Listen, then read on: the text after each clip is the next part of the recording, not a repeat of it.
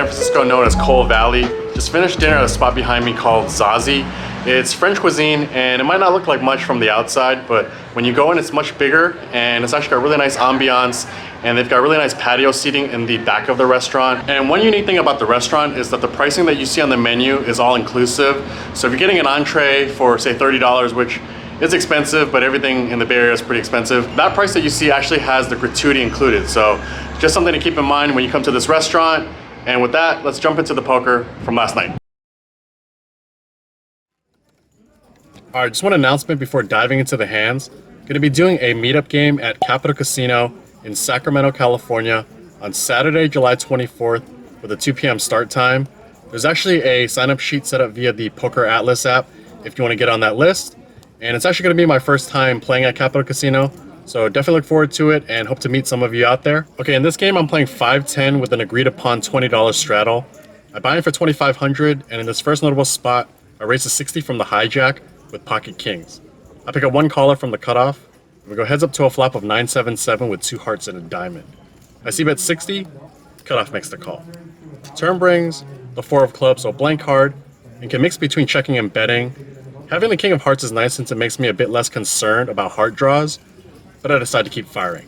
I make a 140, and after a bit of thinking, cutoff releases his hand. Nice start to the session. Next spot, I raise a 60 from the low jack with king queen of diamonds. Cutoff puts in a 3-bet to 205. Folds back around to me, and we're playing a shade under 3K deep. I make the call. We go to a flop of jack 7-5 rainbow. I check. Cutoff c-bets 165. And I've got a pretty good hand to float and potentially leverage some good turn cards such as a 10, a diamond, king or queen. I put in the call. Turn pairs the board. It comes to 7 of spades. I check, and this time my opponent checks back. River comes the ace of diamonds, so a somewhat interesting card. I consider leading to rep ace king or ace queen. Primary target would be to get him to fold 9s or 10s, but his 3-bet range is also going to be comprised of a lot of ace-x holdings, and he's obviously not folding those. So I decided to check this one, and he ultimately checks back and tables ace-10 offsuit to scoop this one. Shortly after, I raise to 60 from the cutoff with sailboats. I pick up 2 callers, the button and the straddler. And we go 3 ways to a flop of king 10-4 with 2 hearts and a diamond. So I flop bottom set on a draw heavy board. Straddler checks, I see bet 110, button folds, and the straddler tank calls. Heads up to a turn of a 3 of hearts completing the front door flush. He checks, I check back. River comes, the jack of clubs, and now my opponent leads for 205. Pretty close between calling or raising for thin value. There are 2 pairs available, namely King Jack and Jack 10, but the middle card on the flop being a non-heart has me a bit concerned as he could have had a monster like a pair plus flush draw. I would imagine he'd 3-bet King Queen and Ace King at least some of the time from the straddle, so it's kind of hard to put him on a king. That said, I either beat 2 pair or lose the hearts. I put in the call to find out. He tables Jack 7 of hearts for the flush. And if you caught Vlog 93, I also lost some pocket 4s in that one. It looks like I don't really know how to play this hand effectively. I might need to reach out to fellow vlogger Rampage Poker, who took down a significant hand with pocket 4s, and take a lesson on how to win with this hand. Next spot, we're playing 8-handed. Low jack raises to 60. Hijack calls, and it folds me in the straddle with pocket 9s. Can mix between flatting or 3-betting, with probably a slight lean towards 3-betting, but I decided to take the conservative route, and we see a flop of 4-3 deuce. Action checks through. Gin on the turn as it comes a 9 of diamonds. I check looking to put in the check raise, but unfortunately they don't bite. River comes, the queen of diamonds completing the backdoor flush. I go for value now and I bet 120. Low jack folds. Hijack gives it a bit of a head shake, which sort of indicates that he has a queen and can't fold. He calls, I table, and it's good. Next hand I raise to 60 from under the gun with ace jack offsuit. Middle position to my direct left calls, and we go heads up to a flop of 10-4-3 with 2 hearts and a diamond. I see bet 60, he puts in the call. Turn comes the king of spades, and it's a good card as I pick up some equity and can continue to rep. I bet 220. Middle position tanks, he shows the 10 of spades and folds. Shout out to my opponent in this hand whose name is Luca. Apologies for the bluff, but you made a good fold because like Doncic at the stripe, I'm hitting that shot more than 70% on the river.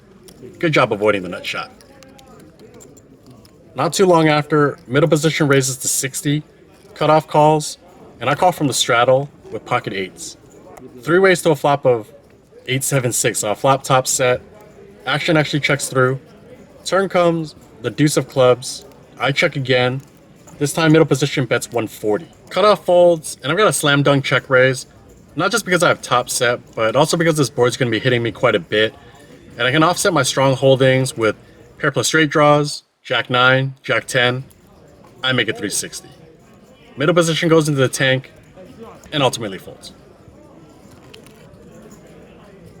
Next hand, low jack calls to 20, and I've got 3-5 of diamonds in the cutoff, and I splash around a bit and raise to 80.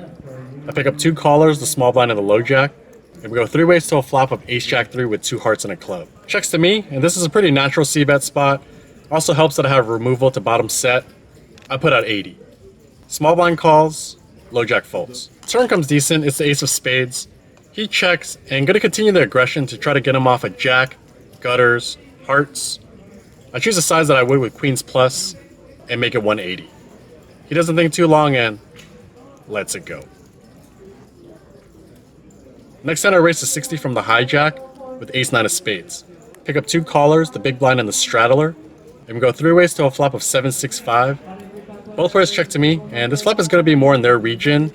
And I like a c-bet here sometimes, given that I do have the 9 in my hand, but I take a free card and try to turn an 8, or a spade ideally. 4th street comes, the king of clubs putting up backdoor clubs. Big blind leads for 120. Straddler folds, and it's pretty close. I kind of want to peel, kind of want to raise to rep the king, and I should have a good bluff candidate with the 9 in my hand, but I'm soft and fold. He was nice enough to show his hand. Ace jack of clubs for the turn nut flush draw, and given certain river runouts that would have bricked, possibly could have taken the hand away. Shortly after, low jack raises to 60, and I 3-bet it to 200 from the hijack with pocket aces. Low jack, who's a very good player, tanks and flats, and we go to a flop of queen 9-4, 2 diamonds and a spade. Low jack checks, I c-bet 150, he puts in the call. Turn comes the 8 of clubs, which brings in jack 10. He checks again, and just to keep firing, I go for 400. He doesn't think too long and makes the call once again. 5th street comes, the 10 of spades, so not the best river, as there's a one-liner on the board.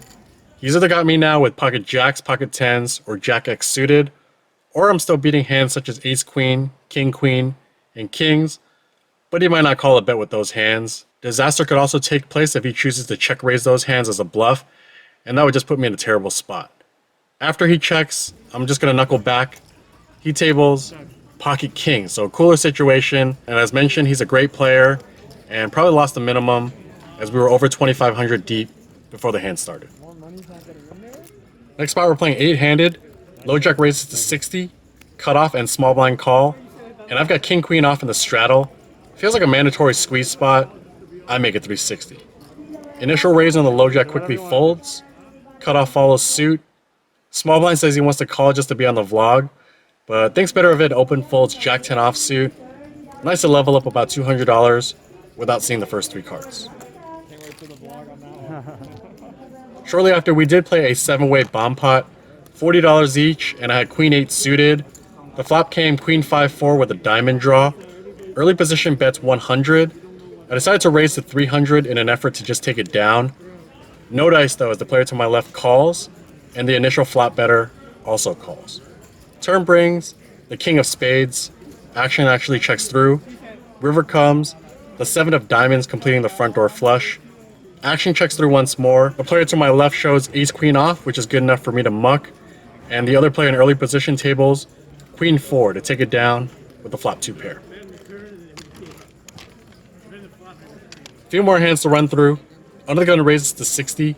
I'm in the big blind with ace king of diamonds, and with the raise coming from under the gun, my 3-bet is going to look strong, but gotta do it with this hand.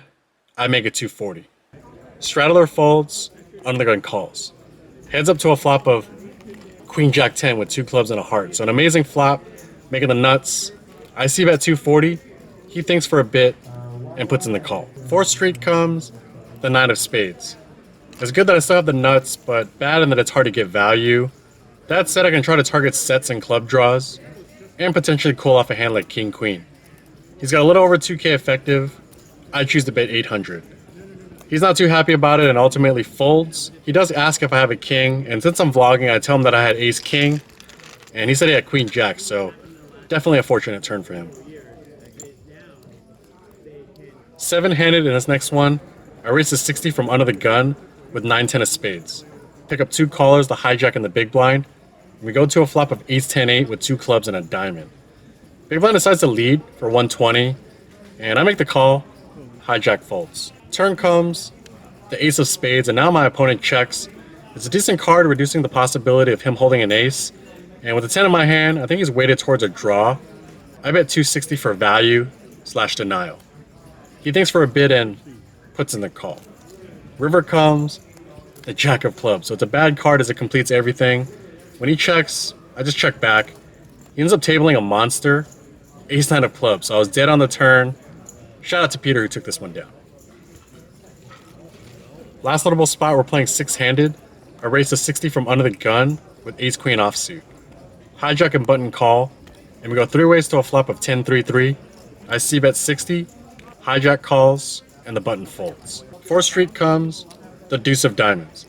Good card to keep firing, continuing to rep strong hands such as overpairs. I make it 200. He doesn't think too long and lets it go.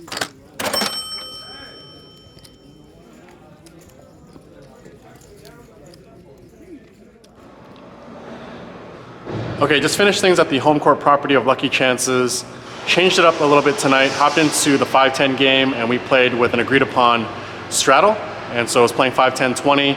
Pretty fun game. It's a very difficult lineup generally at Lucky Chances.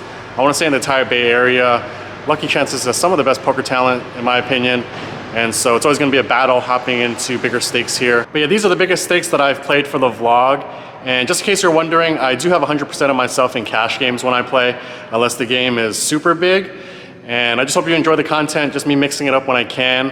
I only hop into these games when I feel like it's an opportunity for me to play well and do well. So I'm pretty selective when it comes to overall games. As far as the results, got in the game for 2,500, out for 31.45. So book a profit of 645. Not a lot in terms of big blinds, but $600 is still good money to make over a poker game. But yeah, that's gonna pretty much wrap it up for this one.